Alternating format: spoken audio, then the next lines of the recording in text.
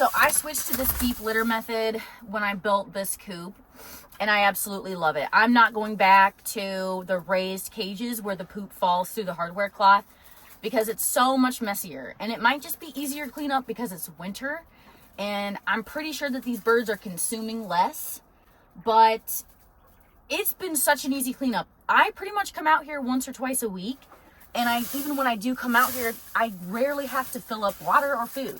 They're not laying any eggs right now. Is this an edible? No. Okay, so I guess this is just a piece of their fruit and nut mix that's for chickens. And I'm like, who dropped their edible in here? Because it wasn't me. I am going to change out their bedding today, but I might not even do that much of it because it's extremely cold outside and I got to get back to my toddlers and relieve my husband of childcare duties. So I wanted to show this little hideout I made too, out of dead grass on my property and mud. And then I just kind of tied it on to this hardware cloth piece. So here's, see if anyone's hiding in there. So here's what it looks like underneath. This is just hardware cloth, and it's just a nice little extra area for them to hide out. You can keep your quail outside year round.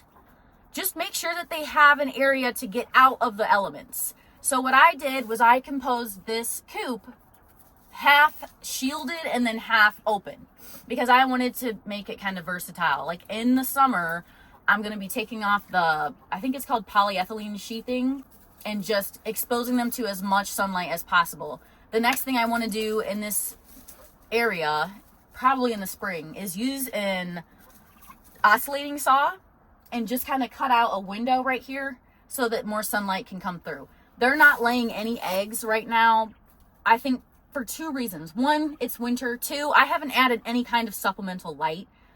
Quail need, I think, something like 16 hours of light a day to lay eggs. And I'm not turning this into a McDonald's chicken corporation. I'm just like, okay, it's winter. There's not a lot of sunlight. We can resume in the spring and summer where they'll lay eggs again. What's interesting is in the middle of the night when predators have found my coop and tried to get in, the quail never run in here. They're always out right by the front entrance. It's hilarious. It's like, dude, no wonder you're at the bottom of the food chain.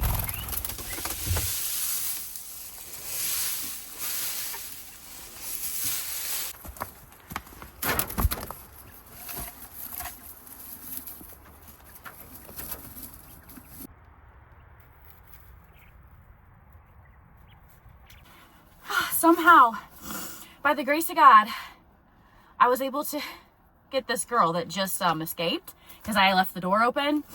I don't know how I did, but I was about to give up. She flew into a bush. I hope she'll be okay. You just have to make sure that the straw that you put down is dry. As long as it stays dry, out of the elements, it should be good to go for several months.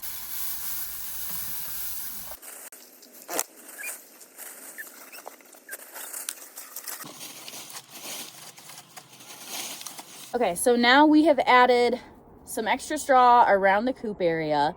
Make sure that most of it's in an area where it's going to be totally dry, and if it snows or rains, it's not going to totally wet all of the straw because that will make it kind of useless for the quail to stay warm in the elements. Now, as food goes, this is an animal cracker container from Costco. All I did was got the specifically quail size feeders. The chicken ones you can use, but in my experience, they're too big. I just drilled a hole and I put it on a concrete paver in the middle of my coop. You can tell, but they pretty much just compost their own waste. You just add more and more on top of it. There's no cleaning out things. It's not like a litter box where I feel like I'm always having to change stuff out. So I really like that. Right. I guess until next time.